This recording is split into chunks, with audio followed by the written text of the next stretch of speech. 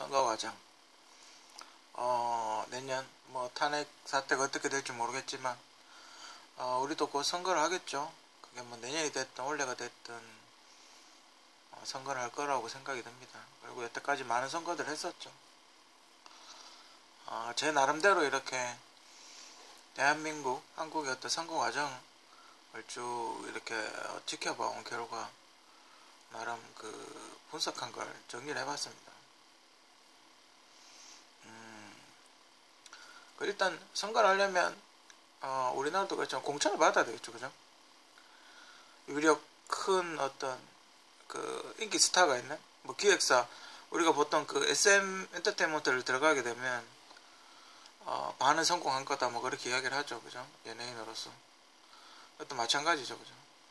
유력 정당, 유명한 정당, 대기업 정당에 들어가게 되면 소위 말하는 깃발만 꼽아도 그냥 당선되는 거죠, 그죠? 선거 안 해도, 선거운동 별로 안 해도, 그죠? 그런 것처럼 일단 세력을 모으겠죠.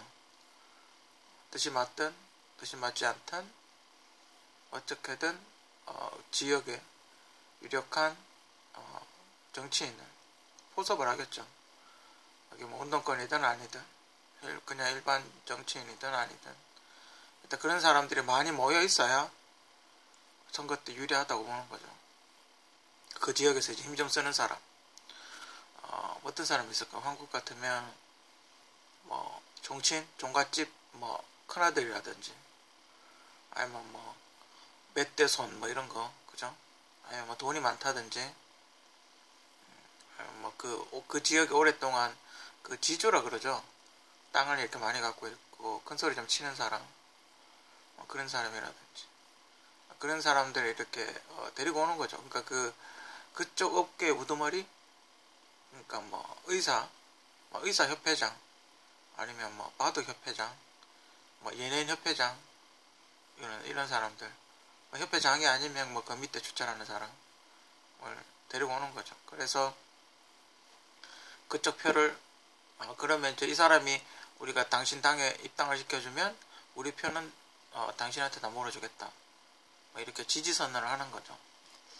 그러면 만약에 A라는 업체가 10명 있고 B라는 업체가 뭐 5명 있다. 그러면 A 업체에 있는 사람을 당에 넣어주면 우리는 당신한테 10표를 찍어주겠다. 뭐 이렇게 이야기를 하는 거죠. 그런 식으로 세력을 모으는 겁니다.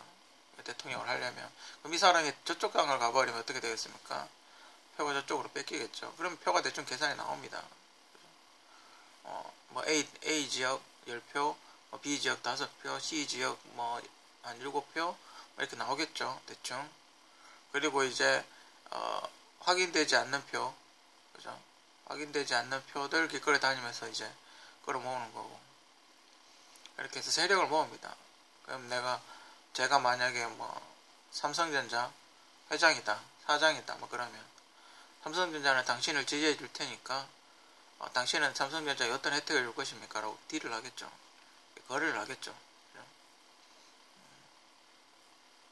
그럼 이제 뭐 기사를 하나 내는 거죠. 삼성전자 회사 사장은 누구를 지지한다, A 후보를 지지한다, 뭐 이렇게 기사를 내겠죠, 그죠? 그러면 이제 뭐 우리가 이런 사업을 했으면 좋겠는데 당신이 대통령이 되면 이런 사업을 해주시오 라고 이렇게 이야기를 하겠죠. 아니면 국가의 이런 토목사업 같은 거 뭐 다른 회사에서 수주하게 해주시오 뭐 이렇게 이야기를 하겠죠. 그죠? 뭐 그런 거래를 좀 하겠죠. 그죠? 그래서 대통령이 되게 해주고 그러면서 약점을 잡습니다. 뭐 정치자금 준다든지 돈이 없이는 안 되겠죠. 그죠? 이렇게 빙 돌려서 이렇게 돈을 줬다라는, 돈을 전달했다라는 증거를 갖고 쥐고 있겠죠. 그래서 이제 만약에 안 들어주면 이걸 기사를 터뜨리겠죠. 그죠? 그런 게 있습니다. 그런 과정. 선거, 국회의원 선거, 이기적이지 않으면 뭐 아무 의미가 없는 겁니다. 선거는. 2등이 의미가 없기 때문에. 그죠? 다른 거와 달리, 다른 거는 3등, 4등 뭐 이런 것도 박수를 박지만 선거 같은 경우는 1등이 아니면 1등에서 당선이 되지 않으면 그걸로 그냥 끝나버리는 거죠. 그래서 굉장히 선거 자체가 이기적으로, 그죠? 이기적으로 되고, 또 거기서 끝나는 게 아니죠. 국회의원이 됐다. 뭐 국회의원도 또 여러 가지 급이 있죠. 그 국회의장도 있고, 그죠? 다른 상임이라 그러죠. 다른 파트의 어떤 상임위장, 그죠? 상임위 의장, 또 다른 여러 가지 직책들이 있겠죠. 사무처장이라든지. 또 거기서 또 한 자리를 해야 되는 거죠. 거기서 한 자리를 해야 직함이 하나 있으면 다음 선거에서도 유리하고 대권 후보도 한번 나가볼 수 있는, 그죠? 자기의 어떤 인지도를 이렇게 키우겠죠. 그러면서 또 상대방의 약점이 있으면 기자들한테 퍼뜨려서 떨어뜨리거나 깎아내리거나, 이렇게 약간 서바이벌 같은 그런 형태죠. 저 사람을 안 쳐내면 내가 이제 나가 떨어진다라는 그런 마음을 가지고 국회의원 선거를 하고 국회의원 들어가서 또 대권을 도전하고, 그죠? 그렇게 되려면 유력 정치인의 라인을 잘 타야 되겠죠. 그죠? 힘 좀 쓰는 정치인한테 가서 좀 급식급식 해야 되겠죠. 인사도 하고, 커피도 좀 태워줘야 되고, 그죠? 시키는 심부름도 좀 해야 될 거고, 그죠? 돈도 좀 써야 될 거고, 어디 가면 돈도 좀 써야 될 거고, 그런 과정들이 있겠죠. 소위 말해 수발되는 과정이 있겠죠.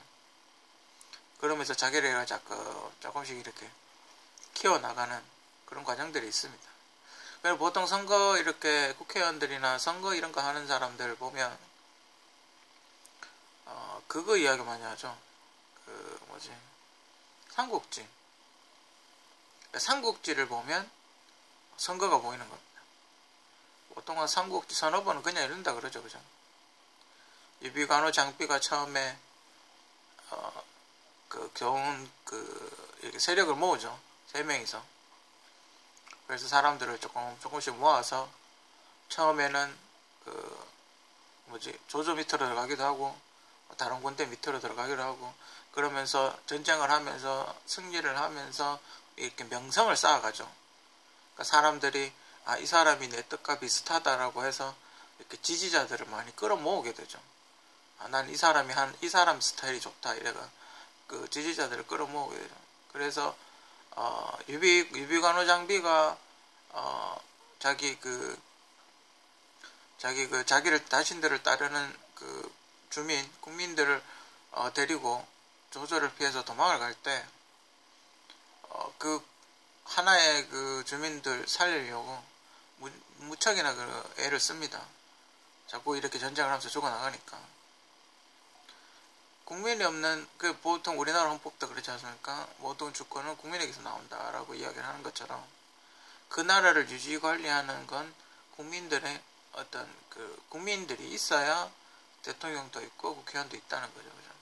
국민들 없이는 아무것도 없는 거죠. 그러니까 식물인간처럼 되는 거죠. 뇌만 살아있고 손발이 다 죽어 있는 거죠. 국민들의 신임을 얻고 국민들의 지지를 얻어야 내가 무슨 말을 해도 국민들이 수긍을 하고 나를 믿고 따라주는 거죠. 그죠? 지금 여러 가지 일들 그런 이제 신뢰를 잃어버리고 항상 신문에서 지지도 이런 얘기를 많이 하죠. 그러니까 내가 말을 했을 때 누가 날 따라올 것인가, 그런 지지도 이야기를 굉장히 많이 하죠. 지역 감정으로 표를 많이 얻죠. 좀 한국에서 항상 선거 때 되면 이런 말 하면 욕먹을 수도 있긴 한데 5.18 관련된 영화나 그와 유사한 어떤 드라마나 영화가 나오죠. 항상 그렇죠. 아니면 뉴스라도 나오죠. 근데 좀 이제는 이제 그만할 때 되지 않았나 싶은데도 경상도 쪽은 좀 덜한데 항상 그쪽 다른 지역 특히 항상 5.18 물론 우리 역사에 아픈 한 페이지입니다. 분명히 그런 걸 당한 그분들은 되게 마음이 아프겠지만 이제는 좀 그만할 때 되지 않았나. 정치인들이 그걸 자꾸 이용을 해먹으니까 그렇죠. 문제는 그걸 자꾸 이용해서 자기의 어떤 다시 이제 재선되고 다시 당선되고 이런 자신이 이제 대통령이 되고 이런 과정을 그걸 이용해서 자꾸 이용을 해먹으니까 그게 문제겠죠. 그 사람들이 정확한 판단을 못하게 만드는 거죠.